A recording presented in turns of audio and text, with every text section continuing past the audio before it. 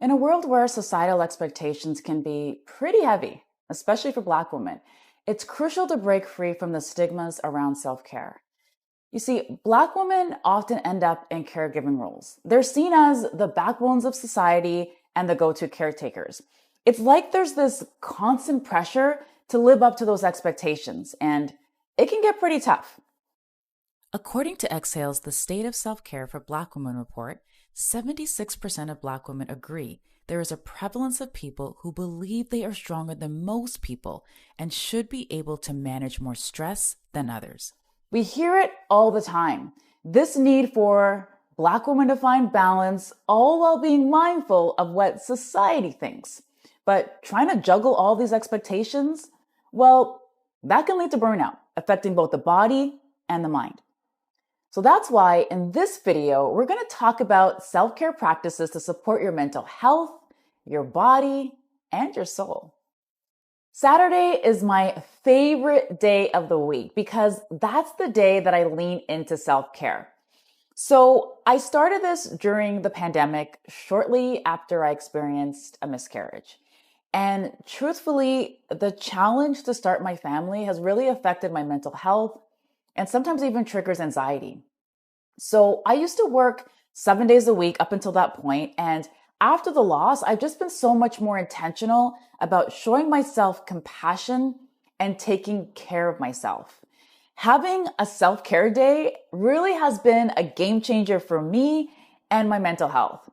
So I actually was reading this article where the author said that there are 52 weeks in a year and that if we take a rest day each one of those weeks, it amounts to 7.5 weeks of vacation from all of the madness.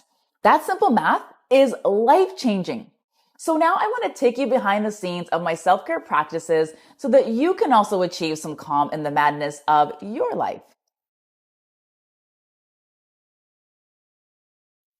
I love to read, so I usually spend some time reading a personal development book to feed my soul, and then maybe a fiction book when I need an escape. Next, I'll journal. Journaling is a known stress reliever. It's a great way to get thoughts out of your head before bed or when you need to organize your thoughts. I know what you might be thinking. I don't know what to write, or I'm not a writer. This is where Google prompts come in. A quick Google search for journaling prompts is a great place to start.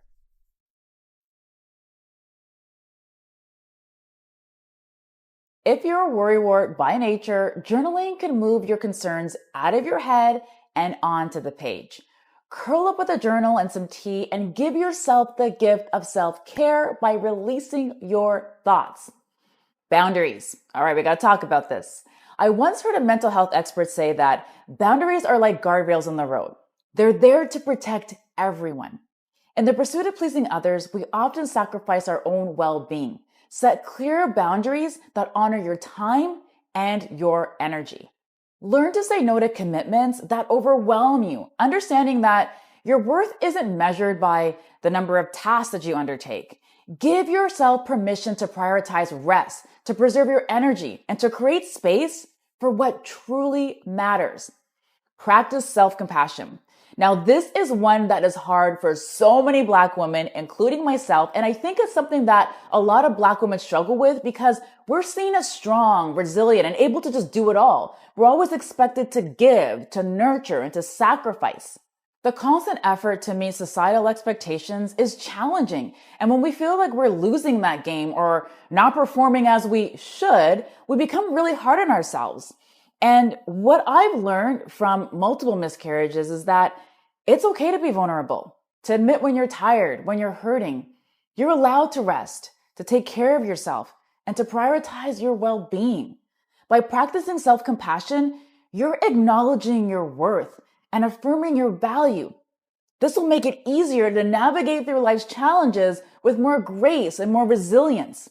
Self-compassion reminds you that you're deserving of love, respect, kindness, just like everybody else is. Remember, it's okay to take your armor off sometimes. Now, let's talk about self-care for your body. Health and wellness for Black women is a necessity. Black women have the highest rates of obesity compared to other groups. Statistics also show that Black women are more susceptible to diabetes and high blood pressure, all of which are risk factors for heart disease and stroke. And what's alarming about all of these diseases is that they're preventable. So here are some ways to support your body. Treat your body as your temple, because eating well is a form of self-respect and self-care. It may be harder to eat healthy often due to affordability or availability, but some of the foods that are the healthiest for you are actually some of the cheapest foods, like lentils and beans. Focus on foods that help to control blood sugar, since Black people historically experience higher rates of diet-related illnesses such as heart disease, obesity, and diabetes. Eat foods that are low on the glycemic index. So the glycemic index is a scale that measures carbohydrates by how much it raises your blood glucose after they're consumed. So lentils and beans are low on the glycemic index and can help to manage your blood sugar levels better than a lot of foods. So you could add lentils to salads, soups, casseroles, and even desserts. In fact, that's what I'm most passionate about, helping people to eat healthier by creating healthier versions of their favorite foods. Lean into those healthy food swaps as a healthier way to still enjoy the flavors that you love. Cut back on sugar and simple carbohydrates. Sugary drinks can pack a ton of sugar, so avoiding them is often the best first step to improve your blood sugar control. You also want to try to limit simple carbohydrates, so things like white flour, white rice, white pasta. These foods are low in fiber, which means they're quickly digested and they cause blood sugar spikes. So you also want to consider adding more fiber, so a lot of high fiber foods, which also helps to manage your blood sugar.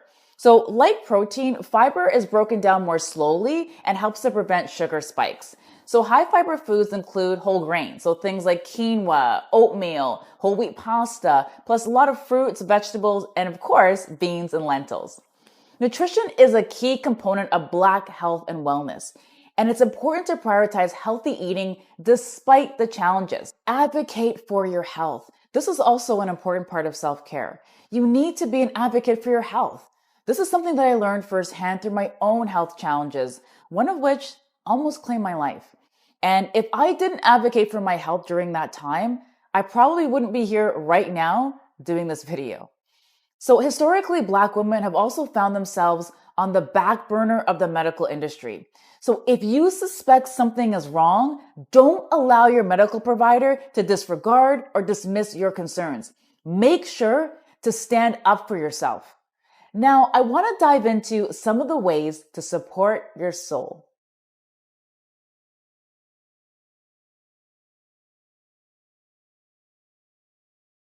I like to take a relaxing bath with some Epsom salts and some essential oils.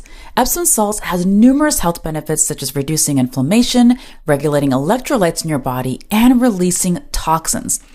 This is one of my current favorite essential oils by Woolsey's. It's a relaxing blend of bergamot, frankincense, rose essential oils, and more. While I'm in the bath, I like to sip on a beverage. Drinking an adequate amount of water is important for hydration since it helps to break down food and promote a smoother digestive process. Lemons are great for detoxing the body and also a great source of vitamin C, which your adrenal glands need to help you to be able to cope with stress.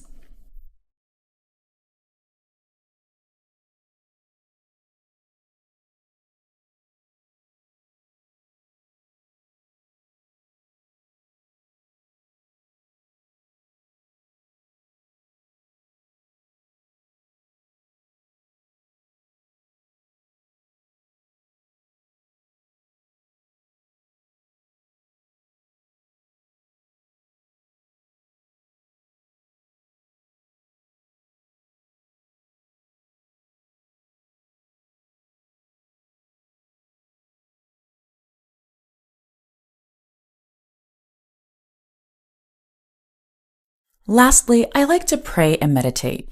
There's something about believing in a power that's higher than yourself, whether that's universe, God, or whatever that is for you. And prayer can help you get connected to that source so that in turn, you're more connected with yourself.